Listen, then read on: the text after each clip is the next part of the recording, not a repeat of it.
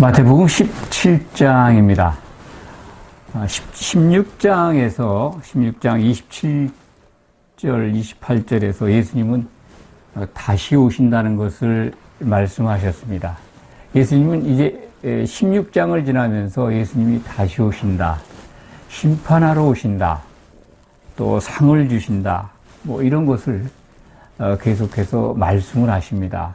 우리는 예수님이 이제 십자가를 지시고 죽는 것, 부활하시는 걸로 끝나는 게 아니라 성경을 통해서 보면 다시 오신다는 메시지를 계속해서 암시하거나 힌트를 주시거나 아니면 구체적으로 말씀하신 것을 볼 수가 있습니다. 마태복음은 그래서 특히 25장에 가면은 다시 오셔서 그리스도의 심판대가 있게 되고 거기서 합격한 성도들은 혼인잔치에 들어가고 탈락한 사람들은 불지옥에 던져지는 그런 것까지 구체적으로 비유를 통해서 말씀하십니다.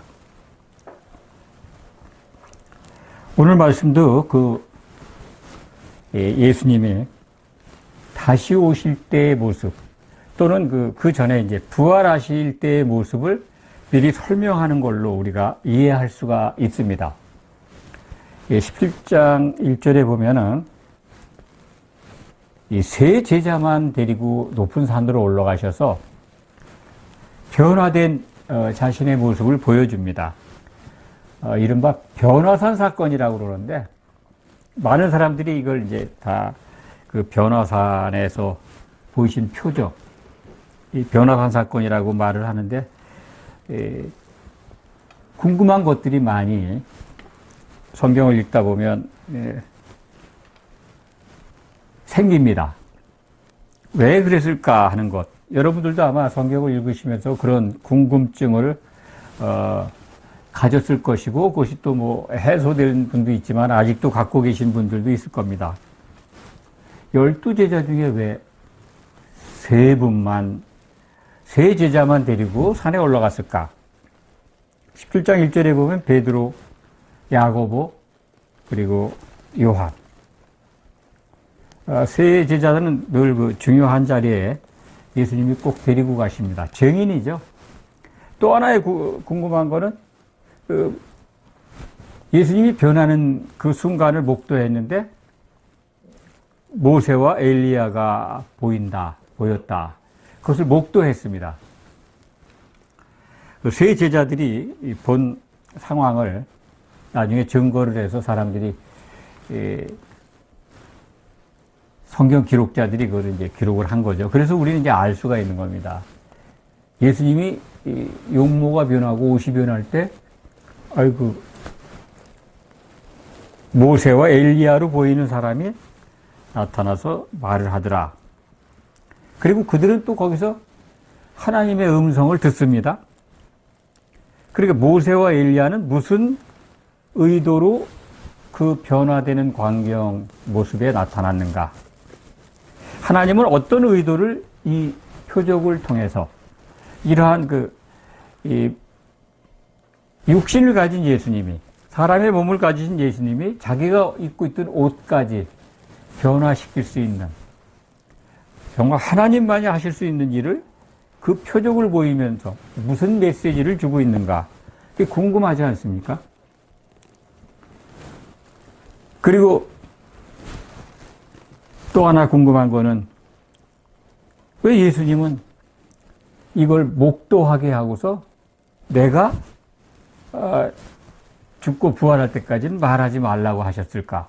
이렇게 여러 가지 궁금증이 생각이 납니다.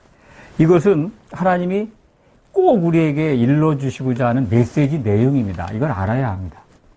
왜 그랬을까?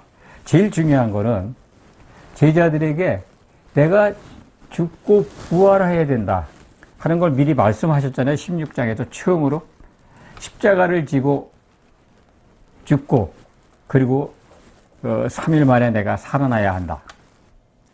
그 살아나는 것에 대해서 다시 한번 강조하면서 제자들에게 내가 부활할 때의 그 모습, 부활한 모습을 미리 보여주신 것입니다. 우선은 몸이 변한 것.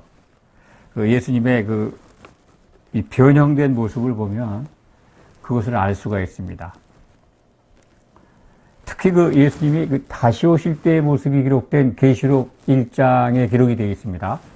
보면은 예수님의 다시 오시는 모습과 거의 유사합니다.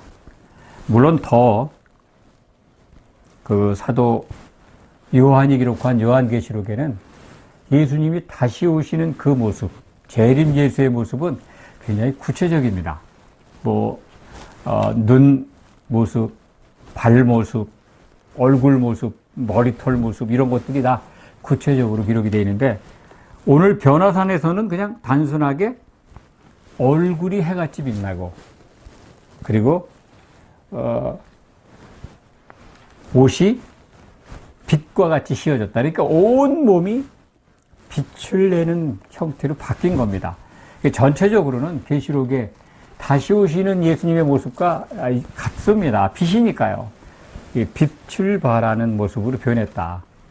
예수님이 참 빛인 것, 정말로 하나님께로 오신 분인 것, 그리고 십자가에서 죽으시지만 이렇게 다시 부활하시고 또 오신다고 하는 다시 오실 때의 모습도 이러하다는 것을 그 제자들에게 보여주시는 겁니다. 그러니까 한 가지 궁금증은 풀어주셨죠? 예수님은 왜 변화산에서 자신의 모습을 보여줬는가? 제자들을 안심시키는 거죠. 내가 십자가에서 피를 흘리고 죽지만 죽는 게 아니라 다시 살아난다. 그 부활의 모습, 또 나아가 다시 오시는 모습을 지금 세 제자에게 보여주시는 겁니다. 그런데 왜 세 제자만 데리고 갔느냐? 간단히 말씀을 드리면 베드로는 12 사도의 대표입니다. 수제자라고 그러죠. 그리고 야고보와 요한은 세베대의 아들들이죠. 그 야고보는 제일 먼저 복음을 위해서 순교당합니다. 아주 끔찍하죠. 헤로데에게 목베임을 당합니다. 목베임을 당해서 순교합니다. 최초의 순교자죠. 그런 의미가 있고 사도 요한은 예수님의 그 사랑하는 제자라고 성경은 기록이 되어 있는데 마지막 예언서 요한계시록을 기록하게 됩니다. 그래서 예수님이 내가 반드시 속히 온다. 내가 속히 오리라고 하는 요한계시록 22장에 7절, 12절, 20절에 기록되어 있습니다. 내가 반드시 속히 오리라고 하는 예수님의 마지막 메시지를 기록으로 남깁니다. 그렇기 때문에 이 세 제자들을 중요한 장면의 증거인으로, 목격자로다가 택해서 기록을 남기게 한 그런 의도가 있다. 그 외에 다른 의도가 있는지는 모르겠습니다. 제게는 그것이 아직 깨우침이 없습니다. 더 다른 것이 하나님이 이 세 제자들만 그 자리에 예수님의 목격자로 데리고 간 또 다른 의미의 의도가, 하나님의 의도가, 예수님의 계획이 있다면 저도 좀 알고 싶습니다. 여기까지는 제가 알았는데 그 다음 더 깊은 하나님의 의도는 아직 모릅니다. 만약 알게 되면 또 알려드리겠습니다. 그리고 이제 모세와 엘리야가 나타난 의미는 모세, 엘리야는 그냥 보편적으로 구약의 그 율법을 이스라엘 백성들에게 가져온 선지자 모세, 하나님의 종이죠. 엘리야는 여러 선지자가 있는데 선지자의 대명사입니다. 그러니까 율법과 선지자가 증거한 바로 메시아가 이분이다라는 것을 그 목격자들에게 보여준 겁니다. 율법과 선지자의 완성, 예수께서 죽고 부활하시는 걸로 이룬다.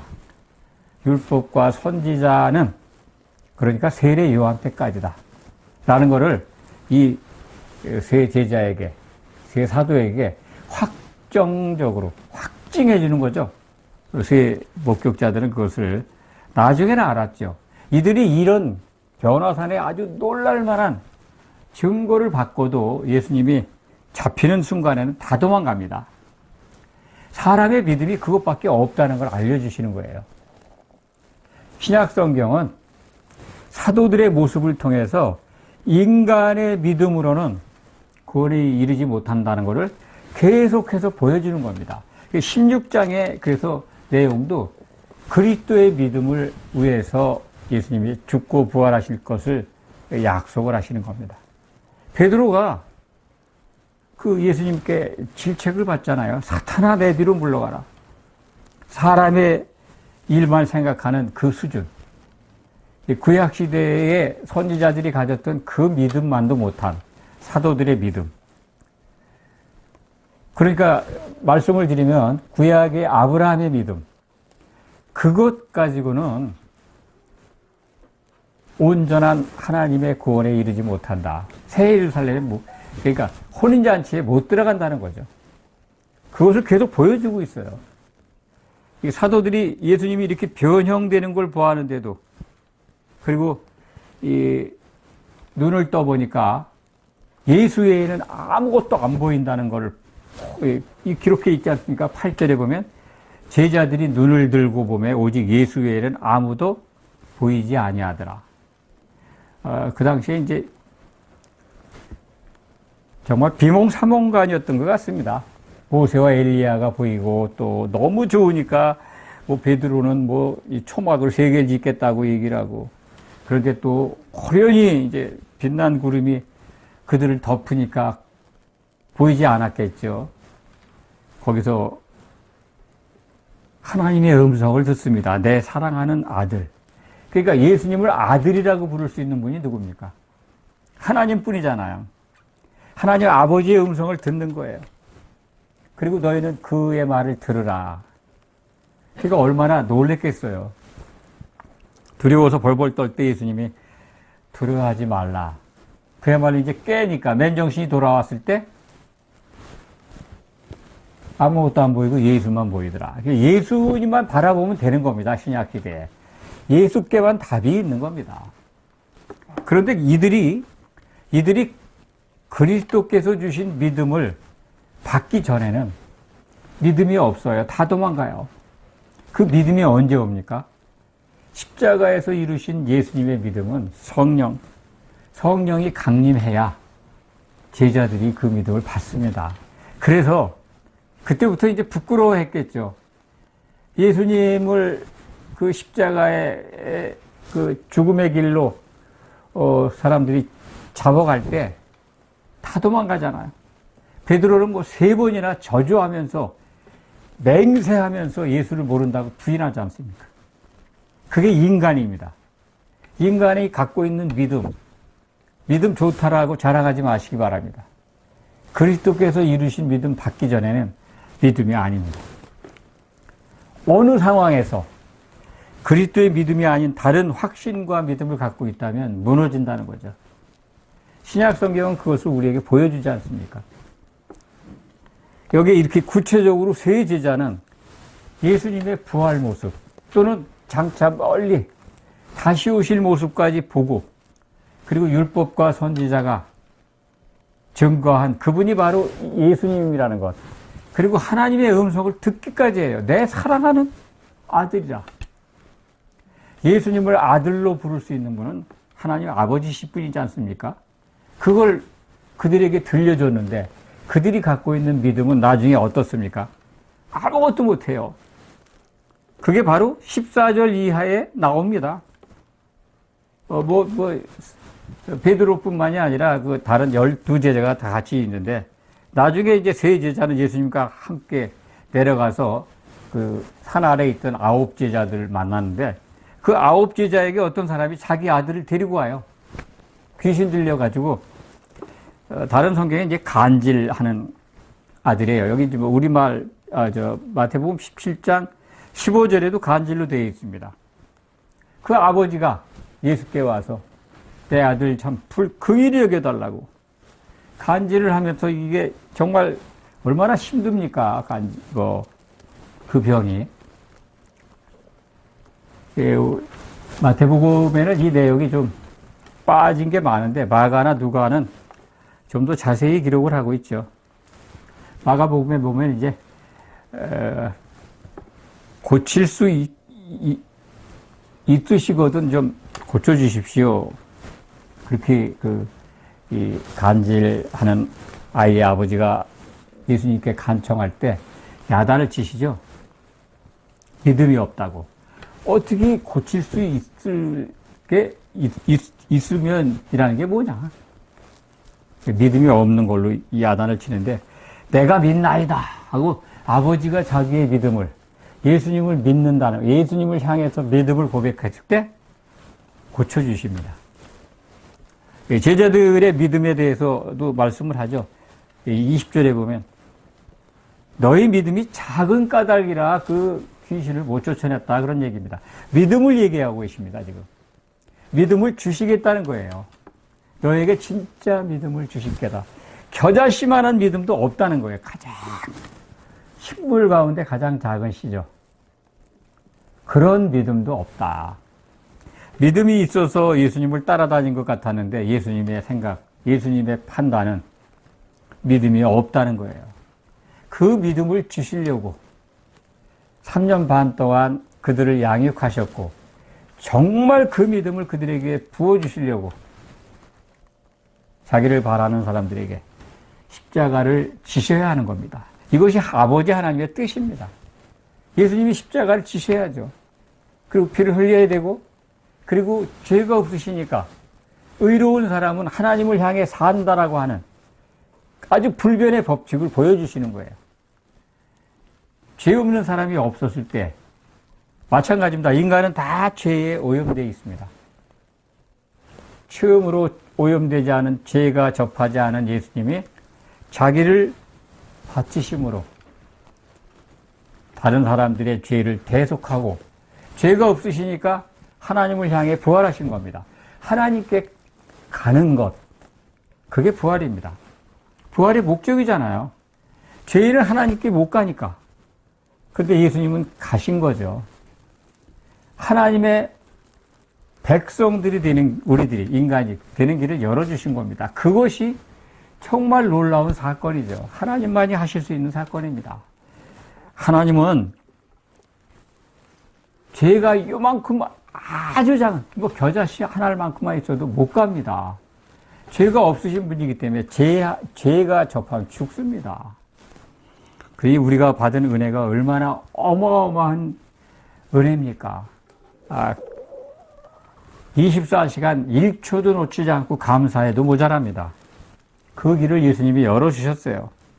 그런데 3년 반 동안 따라다닌 제자들, 겨자씨만한 믿음도 없다는 거예요. 그들에게 예수님은 약속하시는 거죠. 너희에게 믿음이 겨자씨 하나 알만큼만 있어도 이 산을 명하여 여기서 저기로 옮기라 하여도 옮겨질 것이다. 이게 무슨 말씀일까요? 산을 옮길 수 있는 만큼의 믿음을 주시겠다. 그 얘기죠. 너희가 갖고 있는 이 믿음 가지고는 아무것도 안 된다는 거예요. 부활하시고 승천하신 다음에 성령을 너희가 받으면 내가 이룬 믿음을 받는다. 그 믿음은 산을 옮길 수 있다. 그들이 정말 산을 옮겼을까요? 예수님이 하신 말씀은 복음의 산입니다. 예루살렘에 부어주신 그 믿음의 산, 그 믿음의 산 속에 있는 복음을 전 세계로 옮겨주지 않습니까? 사도들이. 이제 그 복음의 산이 우리들한테도 온 겁니다. 옮겨졌잖아요. 이렇게 이해하시면 틀림이 없습니다. 오늘 17장의 그 후에도 이제 22절 이하에 이 세금 내는 것, 반세기를 내는 문제로 트집을 잡는 사람들이 있죠.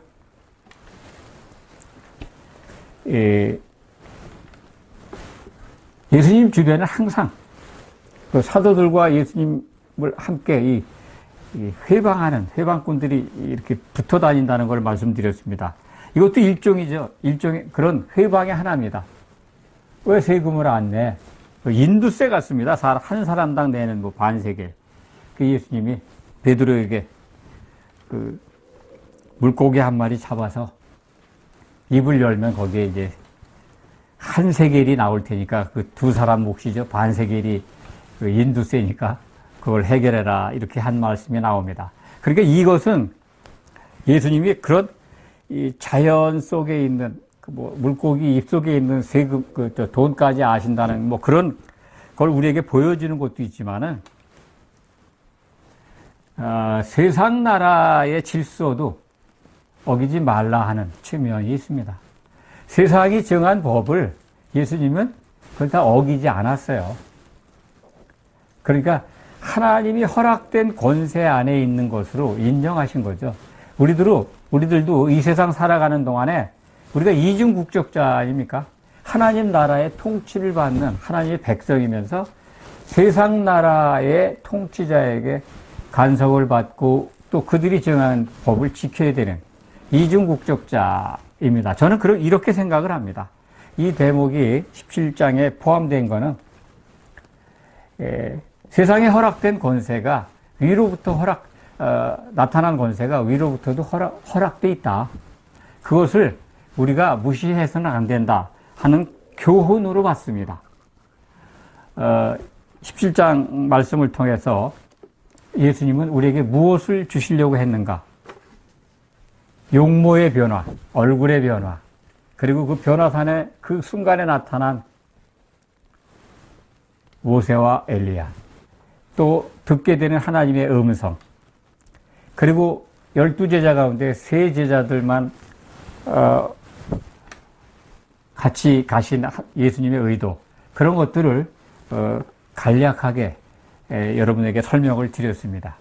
오늘 말씀을 통해서 더욱 그리스도의 믿음만이 우리가 영생하는 길로 참 혼인잔치에 들어가는 길이다라고 확신을 갖고 그 믿음을 향해서 신앙생활 하시기 바랍니다. 그 믿음의 핵심은 예수님의 일정 안으로 들어가는 겁니다. 그분이 다시 오시는 걸 바라보는 겁니다. 그게 믿음입니다. 다시 오시는 걸 소망으로 삼는 믿음. 거기서 위로를 받아야죠. 뭘로 위로를 받겠습니까? 진정한 위로가 우리들이 받고 있는 믿음 안에 있다는 것을 확신하시기 바랍니다. 기도하겠습니다.